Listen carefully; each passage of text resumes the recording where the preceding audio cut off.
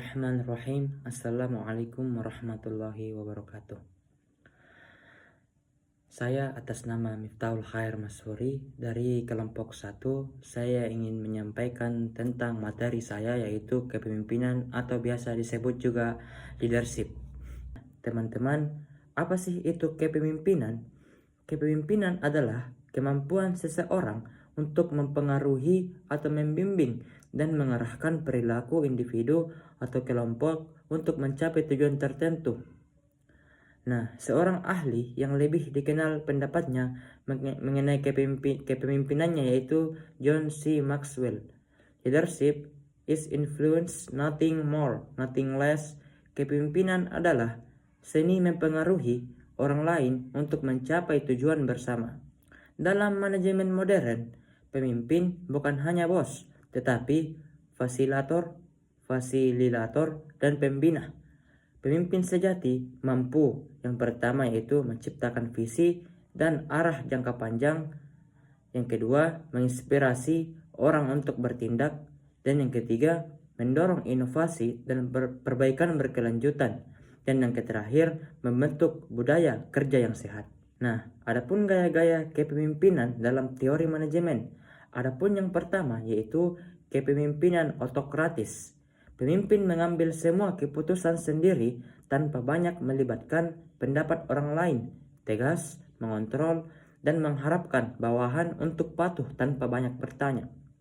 Adapun yang kedua yaitu kepemimpinan demokratis atau biasa juga disebut partisipatif. Pemimpin melibatkan anggota tim dalam pengambilan keputusan, kerjasama, rasa tanggung jawab, dan suasana yang terbuka. Dan adapun yang ketiga yaitu kepemimpinan laissez-faire, memberikan kebebasan penuh kepada anggota tim untuk bekerja dan mengambil keputusan sendiri, tidak banyak campur tangan, hanya memberikan arahan umum jika diperlukan. Dan adapun yang kedua yaitu kepemimpinan transformasional, menginspirasi dan memotivasi orang lain untuk berubah, berkembang, dan mencapai tujuan bersama, visi yang jelas, karisma, dan mampu mendorong semangat serta kreativitas timnya.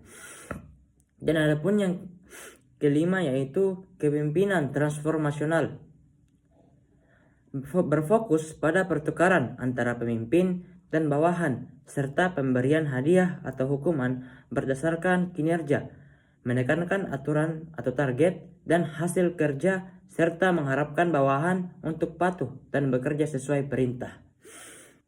Adapun peran dan pengaruh kepemimpinan terhadap efektivitas organisasi.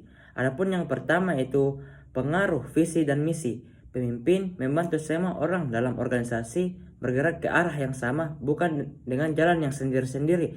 Dan adapun yang kedua yaitu motivator, memberikan semangat, dukungan, dan dorongan kepada timnya agar tetap semangat bekerja dan tidak mudah menyerah. Dan adapun yang ketiga yaitu pemecah masalah. Jika ada konflik antar anggota, pemimpin mencari jalan damai. Pemimpin harus netral, adil, dan rasional dalam menyelesaikan konflik. Dan yang keempat yaitu pengambil keputusan. Ketika ada pilihan antara dua proyek, pemimpin memilih mana yang lebih menguntungkan. Pemimpin memastikan bahwa setiap keputusan yang diambil bisa membantu tim atau organisasi bergerak maju. Dan adapun yang kelima yaitu agen perubahan, mendorong dan memimpin perubahan dalam organisasi untuk menjadi lebih baik, membantu organisasi berkembang dan tetap relevan dengan perubahan zaman. Dan adapun yang terakhir yaitu pembentuk budaya organisasi, pemimpin yang menciptakan dan menjaga nilai-nilai norma dan kebiasaan yang berlaku di dalam organisasi, membantu menciptakan lingkungan kerja yang positif dan konsisten. Nah, teman-teman, jadi kesimpulannya yaitu kepemimpinan bukan sekadar posisi, tetapi tanggung jawab besar untuk mempengaruhi dan membawa orang menuju pencapaian bersama. Dalam manajemen, kepemimpinan menjadi kekuatan penggerak dari semua fungsi lainnya. Oleh karena itu, pemimpin harus tetap mengembangkan diri, memahami kondisi timnya, serta menyesuaikan gaya kepemimpinannya dengan situasi yang dihadapi. Demikian yang sempat saya sampaikan, kurang lebihnya mohon dimaafkan. Akhirul kalam, Assalamualaikum warahmatullahi wabarakatuh.